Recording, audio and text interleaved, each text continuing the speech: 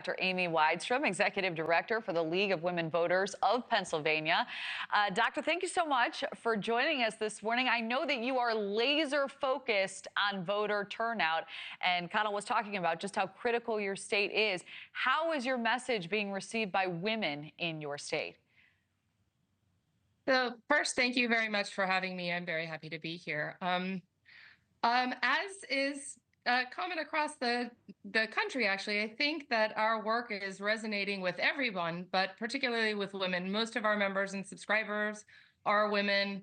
And lots of people think the League of Women Voters is only for women, which isn't true. So we are laser focused on getting our base engaged and active, registered to vote, and to the polls on Election Day. And the majority of those people are women in Pennsylvania.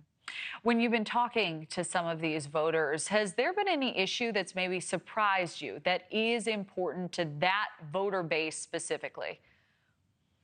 Well, it probably isn't that surprising, actually, but reproductive freedom, which is an issue that the League of Women Voters advocates for. So, having autonomy and privacy in healthcare decisions is an issue that's resonating across the Commonwealth. We hear it at our events, but also, frankly, just the state of democracy and ensuring that everyone has the right to vote, every vote is counted, and that we have faith and trust in our system, which is something that we are like you said, laser focused on in the state of Pennsylvania.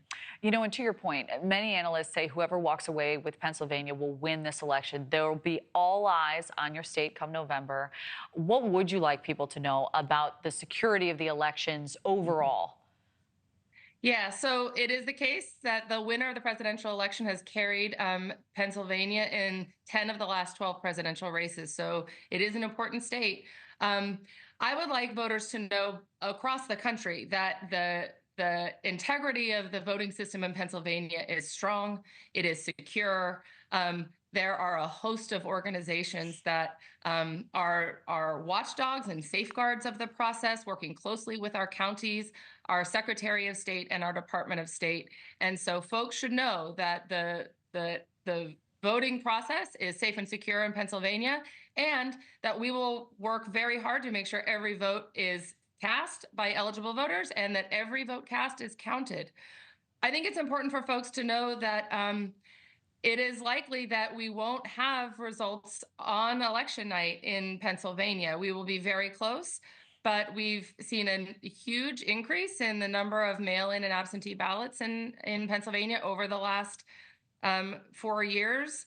And so we need to make sure all those are counted and counted fairly and accurately. So there might be a little lag time, but that is not because there's anything wrong in the system. It is to make sure that every vote is counted, and we will make sure that happens. Let's zero in on those mail-in ballots and the drop boxes more specifically. There has been criticism that they lessen security of the elections overall.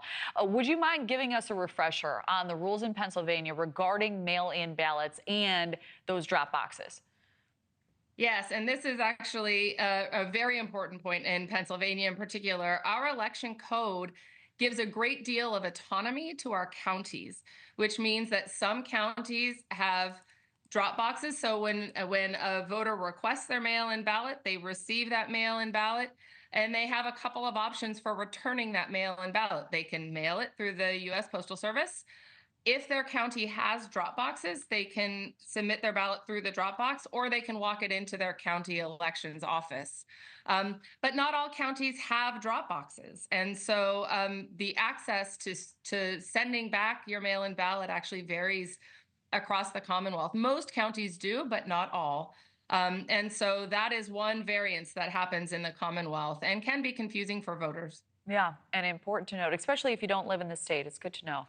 Dr. Amy Widestrom, thank you. Thank you for watching. Go to newsnationnow.com to find NewsNation on your television provider. And don't forget to click the red subscribe button below to get more of NewsNation's fact-driven, unbiased coverage.